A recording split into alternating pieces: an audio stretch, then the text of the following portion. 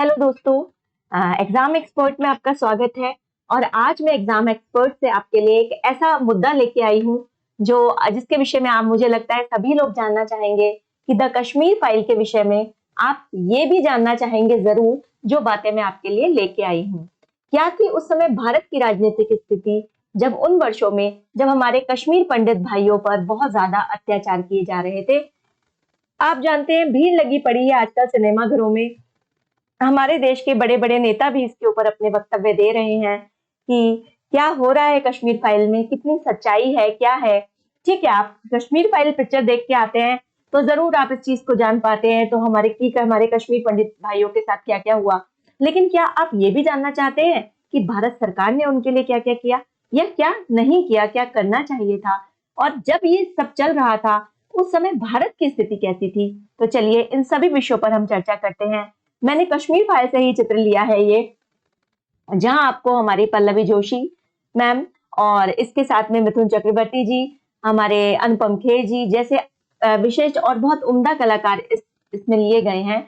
मैं आपको चर्चा का आज विषय बताना चाहती हूँ कि क्या स्थिति थी 1947 में जिस समय भारत आजाद हुआ था। क्यों कश्मीर को अन्य रियासतों की तरह भारत का हिस्सा नहीं बनाया गया? क्या भारत सरकार ने कश्मीर को अन्य रियासतों की तरह मिलाने का प्रयास नहीं किया? और अगर प्रयास किया तो वो प्रयास क्या थे? सरदार वल्लभ भाई पटेल की मृत्यु 1950 में हो गई, जो बड़े ही प्रभावशाली नेता भारत के हुआ करते थे। उसके बाद क्या हुआ? क्या स्थिति 1951 की और 1953 एंड 54, ये थोड़ा गलत मिसप्रिंट हो गया है। 1954 में कौन सा अधिनियम लागू हुआ और उसका भारत पर क्या असर हुआ? तो दोस्तों, आप जैसे जानते हो ये पूरा भारत है और भारत का ये हिस्सा जिसको हम जम्मू एंड कश्मीर के नाम से जानते हैं। जब भारत आजाद हुआ 1947 में तो क्या हुआ, ये वाला हिस्सा जो था ये पाकिस्तान था हमारा, यहाँ पे हमारा चीन था, यहाँ हमारा बांग्लादेश हुआ करता था, ये हमारा म्यांमार था और इसी तरह से यहाँ हमारा भूटान था इधर। तो इस तरह हमारे पड़ोसी देश बटे हुए थे। तो जम्मू कश्मीर एक ऐसा हिस्सा था जिसकी धरती पूरी तरह से पाकिस्तान से भी लगती थी और भारत से भी लगती थी। और जम्मू कश्मीर एक ऐसा भी हिस्सा था जहां हमारी मुस्लिम कम्युनिटी बहुत ज्यादा थी। तो इसलिए जिन्ना जी ये चाहते थे कि ये मुस्लिम क्षेत्र माना जाए और ये भारत का हिस्सा बने। वैसे भी जिन्ना उस समय भूखे हो गए थे क्षेत्र के, क्योंकि क्या था, जब अंग्रेज यहाँ से गए थे तो 365 रियासतें ऐसी थी जिनको इस स्थिति में छोड़ दिया गया था कि अगर ये चाहें तो यहाँ प्लेबiscite करवाया जाए, यानी जनमत कराया जाए और ये भारत का हिस्सा बन सकती है, और अगर ये चाहें तो अपनी इच्छा से ये पाकिस्तान का हिस्सा रह सकती हैं। तो 365 रियासतें ऐसी थी जो भारत का हिस्सा नहीं थी। लेकिन उस समय जो हमारे तत्कालीन हमारे प्रधानमंत्री थे JL नेहरू और हमारे गृह मंत्री थे वल्लभ भाई पटेल। तो वल्लभ भाई पटेल जी जो थे वो बहुत ही प्रभावशाली नेता थे और उनके बेहतर प्रयासों से बहुत ही अच्छे से जो है उन्होंने इन रियासतों को भारत से मिलाने का काम किया। कहा कुछ रियासतों में जाकर के बात अड़ी, वो रियासत थी जैसे तिरुवनंतपुरम की, और जैसे यहाँ पर थी जूनागढ़ की रियासत जो आपकी सौराष्ट्र में हुआ करती थी, यहाँ आपकी आंध्र में हैदराबाद वाली रियासत जहाँ के निजाम ने जो है भारत में आने से तुरंत मना कर दिया और जम्मू कश्मीर जहाँ के राजा हरि सिंह हुआ करते थे जिन्होंने भारत का हिस्सा सहज बनने से मना कर दिया। तो क्या था उस समय स्थिति ऐसी बनी कि बात मैं अगर आपको पूरी बात बताना चाहूं तो जूनागढ़ में महावत खान थे। उस समय जूनागढ़ से कहा गया कि भाई आप भारत का हिस्सा बनिए। देखिए यहाँ सौराष्ट्र का हिस्सा थी, यहाँ था जूनागढ़, और इन्होंने कहा, जूनागढ़ के नवाब बोले नहीं मैं तो पाकिस्तान का हिस्सा बनूंगा।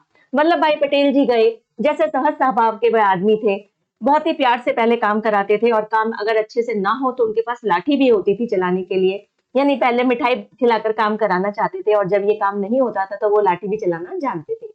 जूनागढ़ ने कहा भाई मैं तो पाकिस्तान का हिस्सा बनूंगा। तो उन्होंने कहा भाई हम कैसे देंगे पाकिस्तान, तुम कैसे जाओगे, तुम्हें कैसे सहायता मिलेगी और क्यों बनोगे तुम पाकिस्तान का हिस्सा, क्योंकि तुम भारत के ऐसी स्थिति में रहते हो जहां पे जाने के लिए तुम्हें भारत के रास्ते चाहिए ही चाहिए। वो नहीं माना। एक विलय पत्र बनाया गया था भारत सरकार के द्वारा जिसमें हर रियासतों से विलय पत्र में शामिल होने के लिए कहा गया था। और विलय पत्र की मात्र इतनी ही शर्तें थी, जैसे कि उन्होंने कहा जैसे अंग्रेजों के समय में तुमने अपना विदेशी, अपना संचार, अपनी विदेशी और आपका ये संचार अंग्रेजों को दे रखा था, उसी तरीके से आप ये सब चीजें हमें दे दीजिए, यानी विदेशी कम्युनिकेशन, आपका संचार यानी आपके परिवहन के साधन सारे, ये सारे इंडियन गवर्नमेंट में रहेंगे, बाकी आप अपना जैसे मर्जी चाहे रियासत चला सकते हैं। मगर जब वो नहीं माना तो वल्लभ भाई पटेल जी ने अपनी तरह से इनको समझाया और भारत रियासत में शामिल किया। और उसके बाद जैसे मैंने आपको बताया हैदराबाद के निजाम थे, ये हैदराबाद के निजाम इन्होंने भी बहुत ज्यादा परेशान किया। इन्होंने कहा कि मैं भारत नहीं, मैं तो पाकिस्तान का हिस्सा बनूंगा। तो इनसे कहा गया ना तो हम जाने के लिए आपको रास्ता देंगे, ना थल, ना वायु, ना जल, तो आप कैसे जाएंगे। अच्छा, अगर जिन्ना को ये पता चलता था तो जिन्ना तो उस समय क्षेत्रों के भूखे थे, वो चाहते थे जितना क्षेत्र पाकिस्तान में शामिल हो जाए। लेकिन आप सोचिए तो सही, एक व्यक्ति जो इधर बैठा हुआ है वो कैसे यहाँ जाएगा। और उस समय जो हैदराबाद था, उस हैदराबाद में थोड़ा सा हमारा कर्नाटक, थोड़ा सा महाराष्ट्र वाला हिस्सा और ऊपर का हिस्सा भी इसमें शामिल था। विभिन्न भाषी लोग यहाँ पर रहा करते थे, डिफरेंट भाषाओं के लोग यहाँ रहा करते थे। और बहुत बड़ी रियासत हुआ करती थी हैदराबाद की रियासत। उनको बहुत समझाया, नहीं माने। तो उसके बाद जो है इन्होंने थोड़ा सा भारत सरकार को टाल दिया। इन्होंने कहा आप हमें 1 वर्ष का समय दीजिए, 1 वर्ष तक ना आप हमसे इस बारे में बात कीजिए, ना हम आपसे बात करेंगे। वल्लभ भाई पटेल ने सोचा चलो ठीक है, 1 साल का समय लगेगा, लेकिन धीरे धीरे मामला सेटल हो जाएगा। लेकिन ये 1 साल के समय में आबादी जो है बहुत ज्यादा चेंज होने लगी और बाद में लगा कि हमने कोई गलती तो नहीं कर दी। लेकिन उसके बाद जब ये नहीं माने तो इन्होंने जो है एक मुस्लिम कम्युनिटी अपनी तैयार करी यहाँ पर। उसे मुस्लिम मजलिस कम्युनिटी के नाम से जाना जाता था और ये बहुत लंबी संस्था यहाँ पर चली और काफी मात्रा में इसमें मुस्लिम यहाँ पर हो गए। उस समय जो है फिर 5 दिन की सैनिक कार्रवाई करके हैदराबाद को भी वल्लभ भाई पटेल ने अपने इसमें मिला लिया। अब बात सिर्फ रह गई थी जम्मू एंड कश्मीर की। जम्मू एंड कश्मीर में जो है इनसे मिलने के लिए उस समय हमारे सैन्य प्रमुख हुआ करते थे लॉर्ड माउंटबेटन। वो मिलने गए राजा हरि सिंह से और हरि सिंह के विषय में भी मैं आपको बताती हूँ कि राजा हरि सिंह राजाओं में राजा हुआ करते थे और जैसे हर राजा की एक आदत होती है, ये है आपके राजा हरि सिंह कि वो शिकार खेलने गए हैं, वो इस समय सो रहे हैं और जब उनकी इच्छा होती थी किसी से ना मिलने की तो वो कह दिया करते थे मेरे पेट में दर्द है। तो माउंटबेटन गए तो उन्होंने कह दिया मेरे पेट में दर्द है, वो समझ गए कि नहीं मिलना चाह रहे हैं राजा जी। तो हरि सिंह नहीं चाह रहे थे यहाँ के विलय पत्र में शामिल करना और माउंटबेटन उन्हें यही मनाने के लिए गए थे कि आप जाइए, वल्लभ भाई पटेल के कहने से आप जाइए, उन्हें विलय पत्र पर शामिल होने के लिए कहिए। लेकिन धीरे धीरे लॉर्ड माउंटबेटन ने उन्हें विलय पत्र में शामिल होने के लिए उन्हें मना ही लिया और एक समय ऐसा आया कि उन्होंने कहा लेकिन क्या है कि हम अपने हिसाब से चलेंगे और हम भारत के हिसाब से नहीं चलेंगे, हमारी डिफेंस हम अपनी रखेंगे और बहुत सारी शर्तें उनके सामने उन्होंने रख दी। लेकिन लॉर्ड उन सबको मानते हुए उस समय उन्हें विलय पत्र पर हस्ताक्षर करने के लिए उन्हें मना लिया गया। लेकिन बहुत सी चीजें उस समय ऐसी भी थी जो नहीं माननी चाहिए थी लेकिन मानी गई।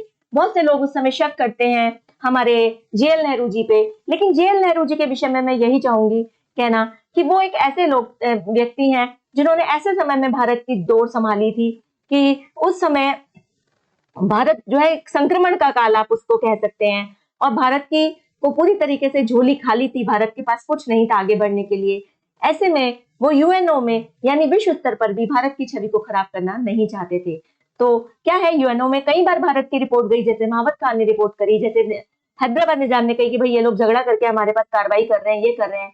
जिस समय हैदराबाद में 5 दिन की कार्रवाई की गई तो बहुत हल्ला हुआ कि भाई कहते हैं उस समय 5 दिन के अंदर लोग 2 लाख से भी ज्यादा लोग वहां पे मर गए थे।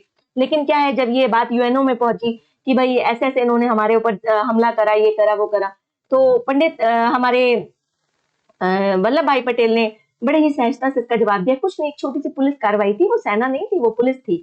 तो इस तरीके से अपनी बात को बहुत ही सहज तरीके से वो वल्लभ भाई पटेल जी कह जाते थे। लेकिन सबसे बड़ी विडंबना ये थी कि 49 में हमारा जब कॉन्स्टिट्यूशन लगा 1950 में ही वो चल बसे और भारत ने एक बहुत अच्छा अपना नेता खो दिया। जेएल नेहरू ने अपने प्रयासों से उसको बहुत बेहतर बनाने की कोशिश करी और एक नेता का नाम मैं यहाँ रहना चाहूंगी, बीपी मेनन, जो बहुत ही सराहनीय कार्य उन्होंने किया है और बहुत अच्छी भूमिका, हमें एक बहुत अच्छी भूमिका दी है। उन्होंने हमारे जितने भी पेज हैं हमारे कॉन्स्टिट्यूशन में उनसे लड़ने के रास्ते हमें वीपी मेनन ने बहुत अच्छे से दिए। तो पटेल, जैसे मैंने बताया, हर रियासत से डिफेंस मांगते थे, उसका संचार मांगते थे, विदेशी संबंध मांगते थे, और इस तरह से उन्होंने बहुत सारी रियासतें अपने में शामिल कर ली। आप मान लीजिए अगर 330 रियासतें थे तो वो 329 को शामिल कर चुके थे। तो ऐसा बच्चा जो ऐसे किसी पेपर में 330 में से 329 नंबर लाता है, तो वो बच्चा तो बेस्ट ही बच्चा कहा जाएगा। तो इसी तरीके से जम्मू एंड कश्मीर में जो हरि सिंह थे, उनकी वजह से यहाँ पर जो है बहुत सारी परेशानियां होनी शुरू हो गई, और पटेल के मृत्यु के बाद तो बहुत ज्यादा परेशानियां सामने आई। तो इसके बाद क्या हुआ, 1953 में शेख अब्दुल्ला जी, जो यहाँ पर जम्मू कश्मीर में थे, शेख अब्दुल्ला, जे आपको शेख अब्दुल्ला जी का एक चित्र भी दिखाना चाहूंगी, जो जेएल नेहरू के अच्छे मित्र कहे जाते थे। लेकिन उनकी मित्रता इस तरीके की नहीं थी कि जिसकी वजह से वो भारत को कहीं भी सेक्रीफाइस करें। लेकिन क्या था कि उन्हें लगता था कि जेन्युइन आदमी है, चला सकता है। मुझे जो लगता है, शेख अब्दुल्ला को उन्होंने वहां की बागडोर दी, जबकि हरि सिंह शेख अब्दुल्ला को बिल्कुल भी पसंद नहीं करते थे। लेकिन शेख अब्दुल्ला ने वहां की डोर जो रही। 1953 में शेख अब्दुल्ला को जो है बर्खास्त किया गया, क्योंकि जैसे ही इन्होंने डोर संभाली तो क्या हुआ, इन्होंने दोनों तरफ से बात करनी शुरू कर दी। ये पाकिस्तान से भी बात करने लगे थे और हिंदुस्तान से भी बात करने लगे थे। और जब इन सब चीजों का जायजा जो है जेएल नेहरू जी ने लिया, तो उन्होंने जो है शेख अब्दुल्ला जी को उस समय बर्खास्त किया। उसके बाद 1954 में एक प्रेसिडेंशियल ऑर्डर आता है, जिसमें डॉक्टर राजेंद्र प्रसाद जी सीधे सीधे धारा 370 और 35A जो है वहां पे जम्मू कश्मीर में लगा दिया जाता है। जम्मू कश्मीर में 35A जो है, मैं आपको इसके बारे में बताना चाहूंगी, ये संविधान में आपको ऐसे कहीं भी नहीं मिलेगा, क्योंकि ये अलग से दूसरे दरवाजे से लाया गया है। इसके माध्यम से जो बात कही गई, जो ये जैसे मैंने आपको बताया कि संविधान में जो भाग 3 है, उसका संबंध 12 से 35 हमारे फंडामेंटल राइट्स से है, और 12 में राज्य की परिभाषा, 13 में विधि की परिभाषा, और 14 और 32 में मूल अधिकारों के बारे में बताया गया है। अगर मैं 33, 34 की बात करती हूँ, तो संविधान के 33 पार्ट में मूल अधिकारों की समीक्षा की गई है। सेना, आर्मी, पुलिस के कुछ मूल अधिकार नहीं दिए जाते हैं, उसके इन लोगों को पुलिस उन मूल अधिकारों से वंचित किया जाता है, उसके बारे में बताया गया है। और 34 में जो है इंडियन आर्मी एक्ट और अधिक तरीके के एक्ट लाए गए हैं, और मार्शल लॉ 34 में लाया गया, जिसे हम सैनिक शासन कहते हैं।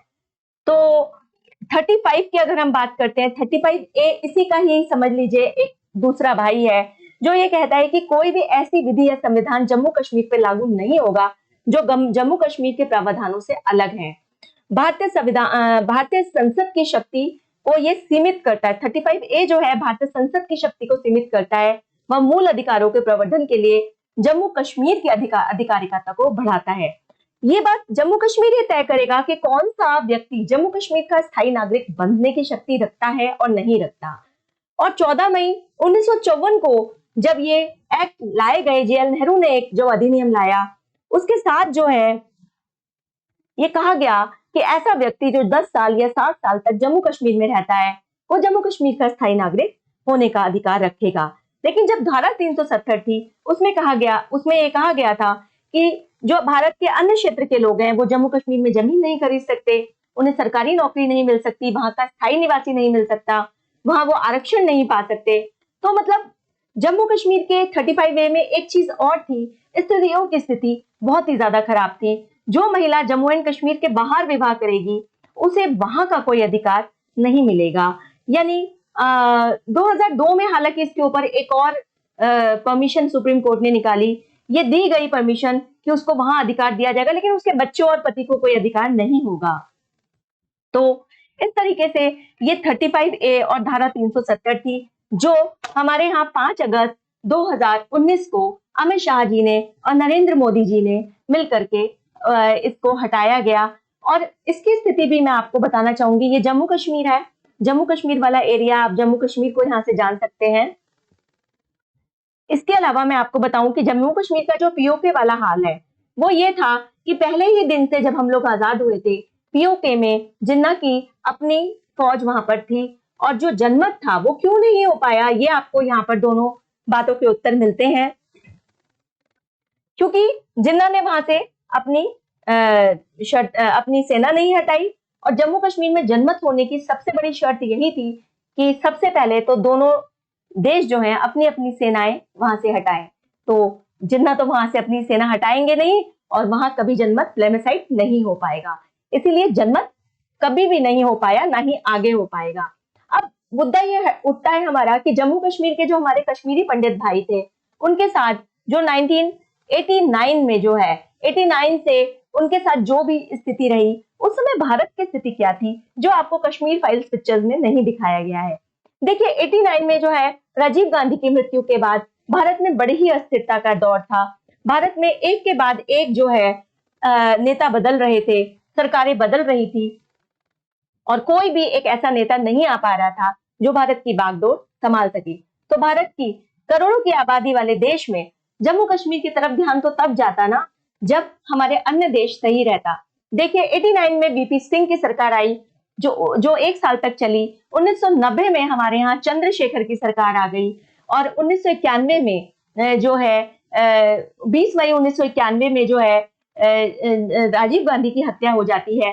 11वीं लोकसभा जब हमारे यहाँ आई, उसके बाद हमारे यहाँ देवे गौड़ा जी की सरकार आई और 12वीं लोकसभा के समय 1998 में अटल बिहारी वाजपेयी की सरकार आई, जिसने अपना पूरे कार्यकाल किया। तो बड़ा ही अस्थिरता का, राजनीतिक अस्थिरता का दौर था, जिस अस्थिरता के दौर में जो है भारत उस समय चल रहा था, जिस समय कश्मीर में बहुत ज्यादा टेररिस्ट अटैक होने लगे थे और टेररिज्म जा रहा था और सबसे ज्यादा बुरा हाल था वहां पे महिलाओं का, गोरखाओं का, रिफ्यूजीज का, कश्मीरी पंडितों का। ये सभी लोग ये पीड़ा को झेल रहे थे। हालांकि इनके लिए भारत सरकार ने काफी आरक्षण घोषित भी करे। जितने भी रेफ्यूजीज वहां से आए उन्हें हर जगह आरक्षण है। कोई भी वो पेपर भरते हैं, कंपटीशन भरते हैं, हर जगह उन्हें आरक्षण है। बट मैं कहती हूँ वो इस पीड़ा में थे कि उन्हें इन सब चीजों का पता ही नहीं था। तो सरकार की जो कोशिश की भी गई उनको पता नहीं चला। साथ साथ जो है जम्मू कश्मीर की स्थिति दिन ब दिन बिगड़ती चली गई। नेहरू जी ने तो स्वयं ही अपने एक पत्र में जो थे उस समय एक प्रेमनाथ जी हुआ करते थे, उन्होंने पत्र लिखा था। उसमें लिखा था कि एक दिन जो है धारा 370 हट जाएगी। तो ये पहले से ही उन्होंने कहा था और 21 अगस्त 1962 को जब उन्होंने ये पत्र लिखा कि संविधान में इस धारा के रहते हुए जम्मू कश्मीर को जो विशेष अधिकार का जो ये धारा 370 दर्जा देती है, बहुत कुछ हम कर चुके हैं, इसमें बहुत सारे चेंजेस हम कर चुके हैं और मैं सोचता हूँ वर्तमान में हम इसमें अब कोई और परिवर्तन नहीं करते।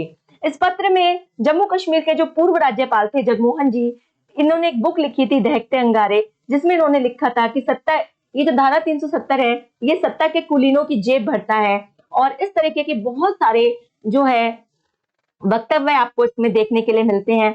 मुझे लगता है ये देखिए, ये शेख अब्दुल्ला जी हैं जो बहुत समय तक यहाँ पे रहे। उसके बाद इनके बेटे फरूक अब्दुल्ला जी ने जम्मू कश्मीर में वो मुख्यमंत्री बनकर के रहे थे। ये राजा करण सिंह जी हैं, हरि सिंह जी के बेटे करण सिंह जी, ये हमारे राष्ट्रपति के पद के लिए भी इन्होंने अप्लाई किया था। ठीक है, तो इस तरीके से मुझे लगता है कि आपके सभी क्वेश्चंस का आंसर मिला होगा कि जिस समय कश्मीरी पंडितों के साथ ये सब हो रहा था तो भारत की भी राजनीतिक स्थिति बहुत अच्छी नहीं थी। तो इन सब बातों का हम ध्यान रखें और जरूर आप इसको देखिए, मूवी बहुत अच्छी है, आपको भारत के बारे में बताती है, हमारे कश्मीर जैसे स्वर्ग के विषय में बताती है कैसे, लेकिन अब हम इस स्वर्ग को स्वर्ग ही बने रहने देंगे। धन्यवाद। और अगर आपको मेरा वीडियो अच्छा लगता है तो please like and subscribe my channel exam expert. धन्यवाद।